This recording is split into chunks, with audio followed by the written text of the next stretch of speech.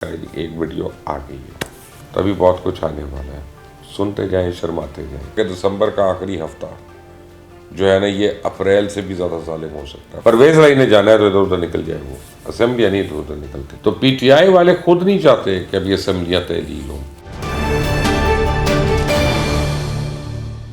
अस्सलाम वालेकुम, आप देख रहे हैं मुबश्शिर लुकमान यूट्यूब चैनल। मेरा नाम मुबश्शिर लुकमान है और ये जो पंजाब है ना इस वक्त पूरे मुल्क की सियासी दंगल का महवर बना हुआ है, आप समझो मरकज़ है ये। सबकी नज़रें तख्त लाहौर पर हैं और पिछले 8 महीने से जारी ये सियासी जंग जो है यह अब अपने अरूज पे पहुंच चुकी है। सियासी मुबस्सरीन का तो ये ख्याल है कि दिसंबर का आखिरी हफ्ता जो है ना ये अप्रैल से भी ज़्यादा जालिम हो सकता है। अप्रैल याद करें आप। अच्छा, इस वक्त सूरत हाल काफ़ी दिलचस्प है, काफ़ी इंटरेस्टिंग है। एक तरफ तो इमरान खान का ख्वाब था ना कि 23 दिसंबर को ना दोनों असेंबलियाँ तोड़ देनी है, तो वो 23 दिसंबर तो ख़त्म हो गया, आज 22 हो गया, कल 23 भी है, लेकिन कल नहीं असेंबली डिज़ोल्व हो रही। दूसरा, इमरान खान अजीब मुश्किल में है कि पंजाब उनसे हो नहीं पा रहा और KPK ने रिफ्यूज़ कर दिया। ये नहीं है कि KPK नहीं कर सकते, वो चाहें तो अभी मेरा ख्याल है कि अभी वो कर ही नहीं सकते। ये मैं आपको बता रहा हूँ, इमरान खान, आप हैरान हो रहे होंगे, पंजाब तो दूर की बात है KPK की असेंबली को नहीं डिज़ोल्व कर सकते। ये मैं आपको बता रहा हूँ। अब 23 तारीख का ख्वाब तो ख़त्म हो गया, कल 23 तारीख है, कल असेंबलियाँ तहलील नहीं होंगी। कुछ देर पहले स्पीकर पंजाब असेंबली ने एक न्यूज़ टॉक की, बल्कि कल रात को मेरे साथ भी उनकी बात हुई, काफ़ी लंबी बात हुई। उन्होंने बताया कि अभी तो तहरीक अदम एतमाद के लिए नोटिस जारी हुए हैं, फिर वोटिंग होनी है, उसके बाद गिनती होगी। वोटिंग का दिन जो है वो 3 से 7 दिन के ऊपर होता है, मुहित होता है, मिनिमम 3 डेज़, मैक्सिमम 7 डेज़। तो ये मामला तो जनवरी के पहले हफ्ते में जाएंगे, यानी उस हिसाब से तो 1 जनवरी जो है वो उनकी डेट बनती है।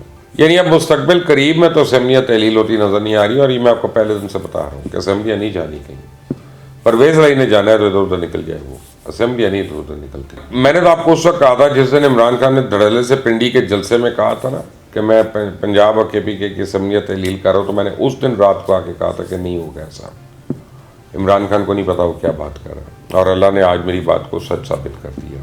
अब सवाल ये है कि गवर्नर पंजाब तो मौजूद है और गवर्नर पंजाब के ओहदा भी है, उनके पास ताकत भी है, तो उन्होंने अभी तक चौधरी परवेज सलाई को डी नोटिफाई क्यों नहीं किया? वो हम तो यही एक्सपेक्ट कर रहे थे ना कि कल रात को 12 बजे के बाद जैसे ही वो मुद्दत ख़त्म होती है गवर्नर पंजाब जो है डी नोटिफाई कर देंगे परवेज सलाई को। लेकिन कानूनी माहिरीन के मुताबिक बड़ी अक्लमंदी की बात है कि डी नोटिफाई नहीं किया, क्योंकि अगर ऐसा कर देते तो अभी तक ये अदालत में होते और अदालती जंग शुरू हो गई होती, और उसमें पाकिस्तान तहरीक इंसाफ को एज हासिल है। एज क्यों हासिल है ये आपको भी पता है, मुझे भी पता है।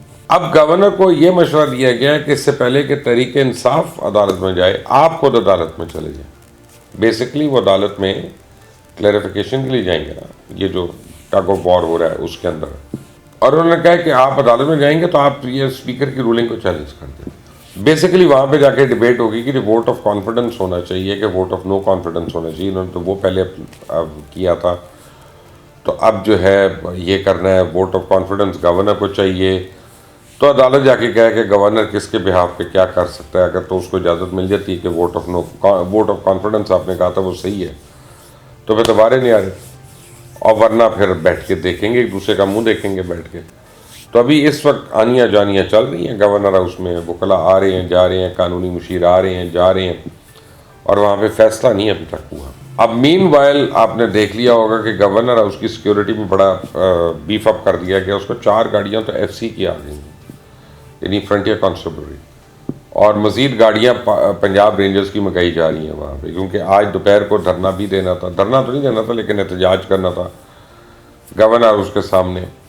कल बड़ी पैशनेट किस्म की अपील्स की थी PTI ने, और भाई असेंबली के आगे करो, गवर्नर हाउस के आगे क्यों कर रहे हो? लेकिन नहीं, उन्होंने गवर्नर हाउस के आगे एहतजाज करना था, तो वहाँ एक्स्ट्रा सिक्योरिटी बीफ अप कर ली गई है, वो बुला ली गई है ताकि कोई भी नारवा वाक़या जो है उसको रोका जा सके, उसको निपटा जा सके। बद इंतज़ामी की उम्मीदें हैं, और अब सूरत हाल देख कर एक ही चीज़ नज़र आती है कि असेंबलियाँ तो नहीं जा रही कहीं, और दूसरा ये कि एक बहुत बड़ा आईनी और कानूनी बहरान जो है वो जन्म लेने वाला है, और इवेंचुअली ये फैसला कोर्ट में जाएगा, ये मुझे आज लग रहा है।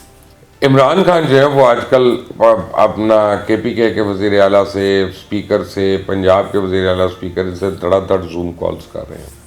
और जूम कॉल्स पे बेसिकली जो मुझे चुड़ैल ने बताया कि उनको मोटिवेट करने की कोशिश कर रहे हैं कि वो खान साहब की बात मान के फौरी तौर पे असेंबलियों को तहलील कर दें।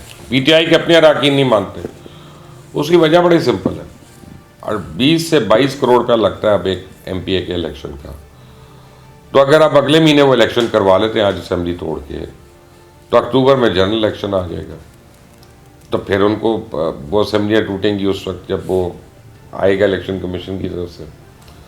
फिर से ये लोग अपना जाएंगे और 20-22 करोड़ रुपया लगाएंगे, तो इनका तो कबाड़ा हो जाएगा, एक बहुत बड़ी अक्सरियत का कबाड़ा हो जाएगा। तो PTI वाले खुद नहीं चाहते कि अभी असेंबलियाँ तहलील हों, और ये बात खान साहब को समझ नहीं आ रही है। लेकिन खान साहब को तो ये भी नहीं समझ आया कि जब उन्होंने अपने एक वज़ीर को कहा था कि तुमने हलफ क्यों उठाया, तो उसने कौन सा हलफ छोड़ दिया जाके, उसने कौन सा अपनी वजारत छोड़ दी, कौन सा परवेज़ राई ने उसे वापस ले ली। सुन नहीं रहा कोई इनकी, या सुन रहे हैं, मान कोई नहीं रहा, अमल कोई नहीं कर रहा। इमरान खान की कश्ती जो है वो बड़े गहरे पानियों की तरफ गामजन है। अरे मैं आपको बता रहा हूँ कि उनके खिलाफ केसेस में अब तेज़ी आना शुरू हो जाएगी पोस्ट क्रिसमस। और जैसी वो आती है तो खान साहब जनवरी के आखिरी हफ्ते में आप ज़रा सोचें कि आपका हो सकता है महल वकूअत तब्दील हो जाए। फ़िलहाल अडियाला जेल, बाकी देखते हैं कौन कौन सा जेल। लेकिन अभी ये प्रोग्राम शुरू करने से पहले, अभी ये वीलॉग शुरू करने से पहले मेरे एक दोस्त का लंदन से फ़ोन आया और मुझे कहा कि एक वीडियो आ गई है। तो मैंने तो नहीं उनसे मांगी कि मुझे दिखाएं, लेकिन वो कह रहे हैं एक वीडियो आ गई।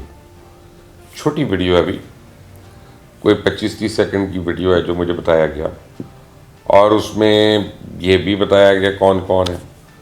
लेकिन मेरे लब सील्ड हैं, मेरे होंठ सील्ड हैं। अगर आप तक पहुंच गई तो आप खुद देख लेना।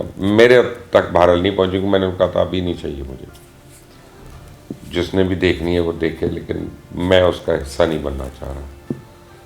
तो अब ये वीडियो इमरान खान को कितना डैमेज करती है, कितना हिट करती है, इसके ऊपर क्या मौक़िफ़ आता है कि डीप फेक, हर चीज़ डीप फेक। तो खान साहब यहाँ पे अंबार है, अंबार आपका बताऊँ, बहुत बड़ा ज़ख़ीरा है यहाँ पे। तभी बहुत कुछ आने वाला है। सुनते जाएं, शर्माते जाएं। क्या शर्माना क्या आपने, घबराना क्या आपने, आपको तो फ़र्क ही कोई नहीं पड़ता कि आपके मतलब क्या बात हो क्या ना हो। But anyway, until the next time, अल्लाह हाफ़िज़।